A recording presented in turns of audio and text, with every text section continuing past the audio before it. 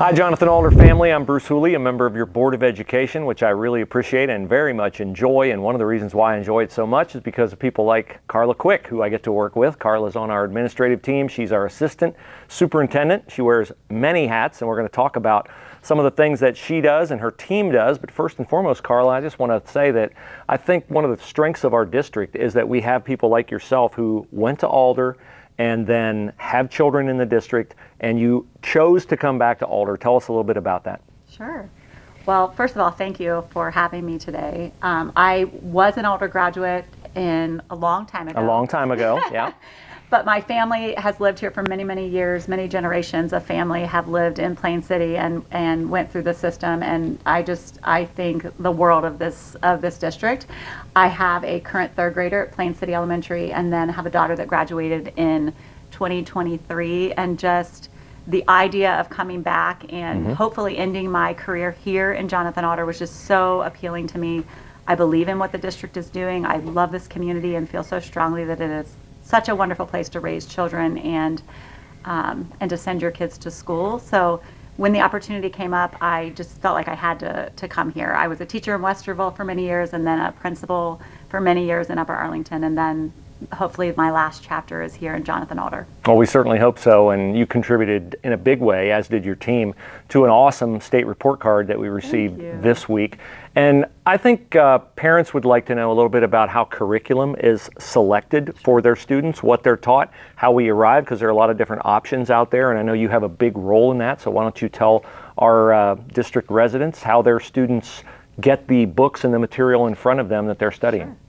So I do have the opportunity to oversee the teaching and learning department. So all of the curriculum and instruction assessment decisions go through our department.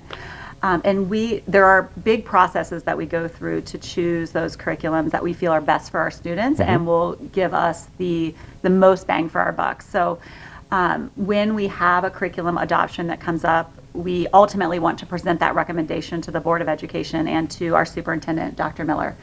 But we bring teams of teachers together, and as part of that process, we look at many, many, many different vendors and try to determine, based on our state standards, based on our community's values, based on what teachers feel is going to work best for students here in Jonathan Alder, we move forward usually 4 or 5 different vendors to look at when we're trying to determine which curriculum, which assessment choices will be best for the district. We then involve many teachers in that process. So for example, we just had a social studies and science adoption last school year that our board thankfully was approved so we could move forward with new science and social studies curriculum. We asked all of our social studies and science teachers if they wanted to be part of that process, and most of them decided to be part of that team. And so we looked at many different samples and decided to move forward a few different curriculums to the classroom to actually put into a pilot.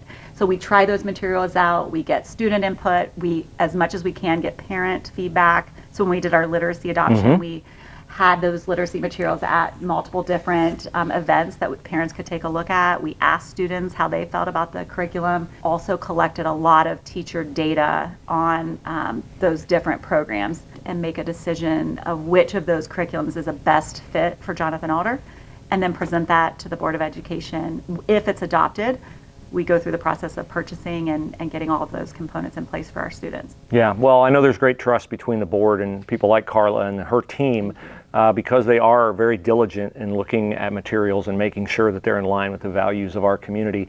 And once you guys select that, the process isn't over. I think parents are used to the, maybe from their era, from my era, you get a report card every 9 weeks, but the state mandates a closer look, a data collection programs. You have to pick that.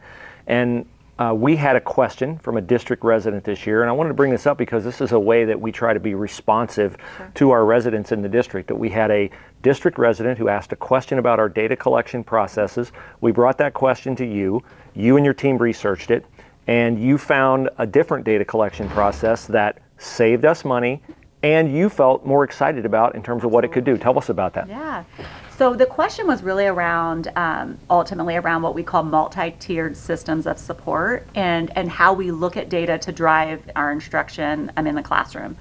And so one of our big district goals we have 3 major areas, and I think you'll be touching on all of those, but one of them is in the area of whole child success.